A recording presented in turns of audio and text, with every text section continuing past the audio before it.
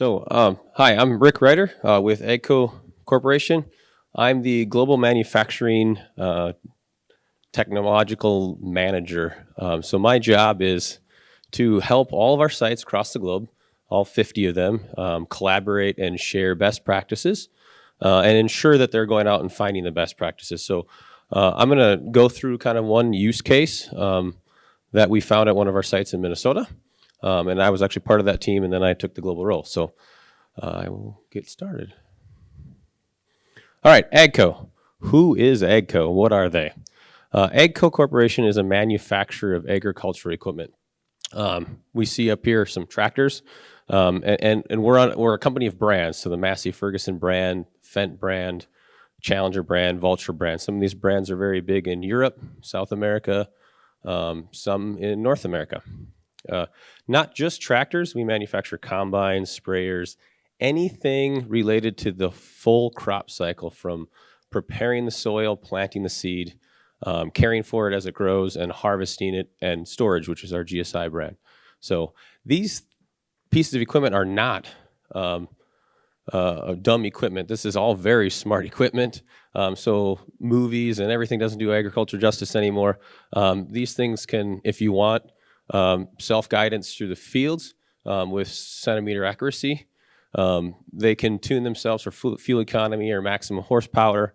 The telemetry data can get real-time streamed off of them, reported back to us or the dealership, and we can watch how the machine's performing in the field and recommend setting changes to some of the implements and have the dealer come out to the farmer and do that. Some of our equipment makes real-time adjustments itself locally, like on the edge.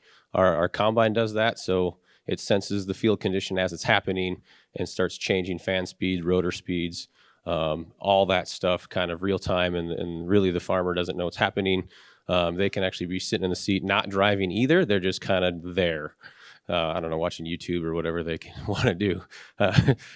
So there's a lot of technology goes into that, which kind of makes our manufacturing side a little jealous. That's kind of where I am. Last bit, it's like what, $11 billion in net sales and 22,000 employees. So that's just really about AGCO. So making the manufacturing team jealous, the product team, the manufacturing team was kind of left behind, and the sites all had that drive to want to do more, and really putting together a good vision and goal alignments, which is kind of our policy deployment motion process, connecting our strategic vision of our company of being this technological leader of our equipment and manufacturing to everybody in the company, including the person on the production floor. That really helped enable a lot of projects to be successful now, because there's a lot of people nervous that they couldn't do something and unwilling to try. So that really helped us break that paradigm of failure's bad. So we really wanted to make sure we allowed employees to not to just put suggestions in a suggestion box, but to actually work on those ideas, reward the innovation, even reward the failures, to be honest, so we can teach the teams how to learn from those failures. So we've got many examples where we tried to use drones places and other things like that didn't work out too well for us in manufacturing, but we got plenty of good out of it. So that obviously outweighs, and this was just said, start small, but start. And make sure it's desirable, meets a business need, drives value to our organization and our customers, and is something that's feasible that we can do. We can't work on something that there's no tools in the market for. And the lean approach. That's kind of how manufacturing has always been run, at least at AGCO it has been. And we always want to make sure we're solving that problem with something viable. So I'm going to kind of get into this in details now. So we have a problem. We had a problem. We have non-conformances. So our big pieces of equipment get assembled. This is a top CAD view of a tractor in one of our facilities, and employees were having a hard time reporting defects because they spend a lot of time running around, writing all the defects they find, kind of on a pre-delivery inspection method. So we did some spaghetti diagrams, said, wow, they walk all over the place. It's not very standard. I'm running around. But then they kind of run around again because they have to add this data somewhere. They have to write it down on a tablet or a notepad or a clipboard, and then they go back and enter it in some sheet, a spreadsheet or a database or something. So the team had an idea. Let's digitize this. So they got a small group together and convinced their manager that let's get some tablets in here and we'll just load the application as it is on tablets, and here we go. So they run around and do very similar to this, just with tablets. Now they're entering the data in as they run around the machine. Nothing too difficult, but we started noticing the tablets would be left places, and we're back to this because they would leave the tablet alone, or they'd try to climb up on the piece of equipment carrying it, and they drop it. And yes, it's rated for drop from 4 feet onto concrete repeatedly. And one time you stand up on the platform, you're now 7 feet above the ground with this thing, and you drop it once, and that's one time if it lands wrong. So IT got involved because there were several $4,000 tablets that would be getting dropped, some rugged ones, and that was undesirable. So this kind of spawned another problem. I don't have a slide for that, but how do I keep people from dropping stuff? And what was interesting is there was a gal on the team, and she was from our IT group, and she says, hey, how about we make people wear the computer? And we're like, oh, okay, what do we do? Just get straps and duct tape and tape the tablet to them somehow, and that's not safe. We don't want them hanging themselves. We need breakaway tethers. And they're like, well, no, I mean, how many times have you ever lost your glasses when you were wearing them? Well, no, you lose your glasses when you take them off. Okay, well, they're on your head. If you put them on there all the time, you don't have that problem of breakage. So here's a video of Will going through an inspection. Verify outside mirrors function and are secured properly. Proceed. Okay, glass. Proceed. Verify the rear view mirror in the cab is installed correctly and not damaged. Okay, glass. Proceed. Okay, you can fade the audio out. I'll do a talk over now. So this is going to go on. This is like a 100-point inspection check. So we're not going to watch all 100, but for the sake of time, I'll talk over it for a little bit. So we enabled some things through the application on glass that the voices are being read. We don't need that. It's a very linear process. It's words here, not pictures, not videos. And that's what they wanted, because they basically took that list that was in Excel and they said, here are the 108 things. And they go through it. What they never had before and they have now in the application is what you're going to see when Will gets out of the tractor cab is during the process, they were never able to record the nonconformance really until they went to a computer and entered it. And that's the first time notifying something is wrong to somebody else. Here he does it in the process. So he's at check 15 and he finds a defect and he can put that defect into the system, into the app, and right away it triggers a workflow task for someone to look at that issue and respond to it right away if they want to, or they can batch it up so all of his issues go. So he's been saying, okay, glass, proceed, which is the application's method of yes, everything's good. Here he finds something bad. He then, I think, chooses to kind of swipe to the decline step. And then when he declines it, that kind of kicks off a non-conformance and asks them a whole bunch of stuff that seems redundant. Quality's got their hand in the cookie jar here and really wanted, give me all these reason codes so I can tailor it to somebody. But no matter what the reason codes are, the workflow goes to the same group of people. So let's, it'll still get fixed. It's just they want to be able to classify it. And I get it in the long term. They want to do the Pareto on it and see what the major defects were.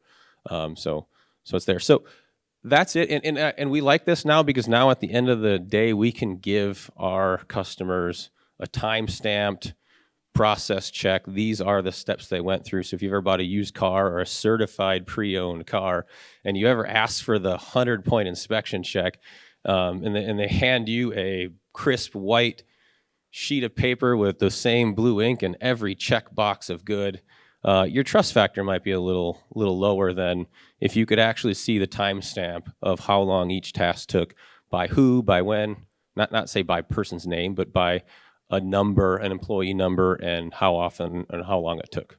So now we've got this beautiful tool. And so we got this great, beautiful hammer, and we're going to look for anything we can identify as a nail, and we're going to fix it with Google Glass. No, because we still have the right culture. We still have people that think with problems, and this problem here has been surfacing for a long time, and it's in our assembly side. Same production line, and we notice employees aren't always doing the work in the completed cycle time, or they're making defects that these guys that you just saw later find. And we would do spaghetti diagrams again, and we'd say, okay, they walk around from material and or information, and the information we'd always observe as a company, the most average pace rated person, and they were never the new person or the person new to that work center. So what we were missing is all the travel and thought process going into, I need information. I'm good, I can turn a wrench, just tell me what I need to turn the wrench on. Or I'm good at putting parts together, tell me what parts to put together. And after time, you can memorize that. And that's not a bad thing. But for somebody new, that's a really big struggle. So we've gone through quite a few of these before. We've done the TVs in the work cell, and for us, the equipment's really big, so we end up turning the work center into a sports bar of TVs. All showing the same information for the worker, and then we still have to find a way for them to interact with the TVs. We've tried tablets. We've tried mobile PC carts. So if you can envision someone pulling that thing around like the vitals in the hospital down the aisle, they're pulling that with them, along with their material, along with their tools. Paper, that's really just never worked for us in our discrete manufacturing process. Things change too much. Those tractors I showed you, that assembly line you'll see here in a little bit, is a mixed model assembly lines. I've got 2 brands, 5 chassis sizes. Each chassis size has like 6 model ranges, and then customer options galore. There's no equipment group, whatever, 601A, that does all my tech stuff. It's, you want the deluxe seat that's heated and cooled, and the basic radio, and the full auto guidance, and a standard visor, that's fine. You can have that. It doesn't really matter. Or you want the highest horsepower, anything. You can have any combination. And that really makes it difficult for the assembler to know what options were selected. They can start memorizing the base stuff. Every tractor gets this, or every model gets this. Assemblers start to memorize that. So you're going to see in the video here, Dave, this is what he sees in the corner. For him, he's been here a while. This is an icon of what he needs to do. And when he looks at that, he pretty much has an idea of which tools, which parts, which hardware, and what sequence to do that micro step in. And then that just takes him to the next micro step. So here he chose to speak. I got to mute it so I can kind of do talkovers. Todd here, same thing. He's actually up on the chassis a little bit, not too high where he needs fall protection, but high enough where he doesn't want to have to go back to the computer every time to give his information. Now the screen goes dark because we view the informed reality prism that's on Google Glass as like a rearview mirror of a car. When you look up, obviously you want to turn it on, but when you look up, you get the information you want. It's there. It's kind of in your forward vision, just like your rearview mirror of your car is, but you look past it when you're doing your work. It's something that's not going to be in your way as you're doing your regular tasks. So this, again, is very linear if you're an expert. Actually, if you're an expert, we have now enabled, or have the opportunity to enable, kind of a skills matrix. So the software or the application knows how many times the operator has seen that work step, and if it's been enough and their supervisor says they're a certain level of a worker, they can go ahead and just skip it next time. And if they only want to see what's new or changed, or a quality alert, they only see those tasks.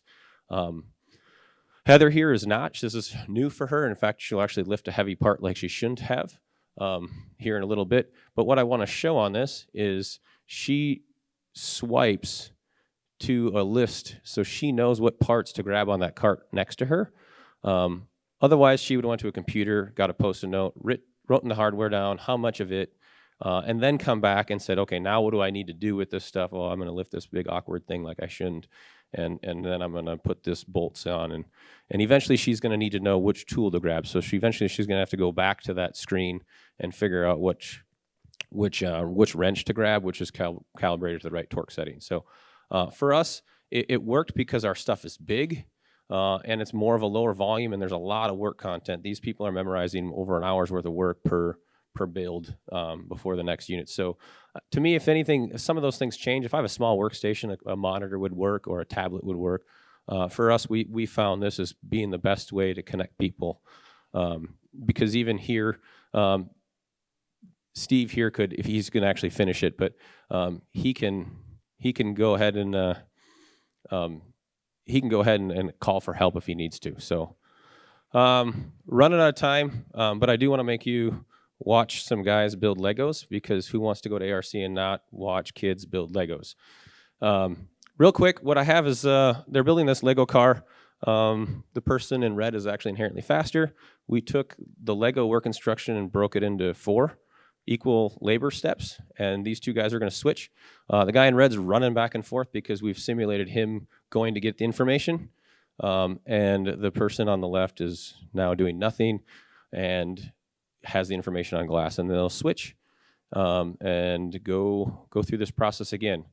I don't think I'll show the end of it, but what ends up happening is there's the person in red will flip back and he will make a mistake. And this was completely unscripted, which is kind of fun, that he actually makes a guess. Now he's still building with Google Glass, so he doesn't have a mistake to make, but when he switches back, he does. So for us, it's been a long journey.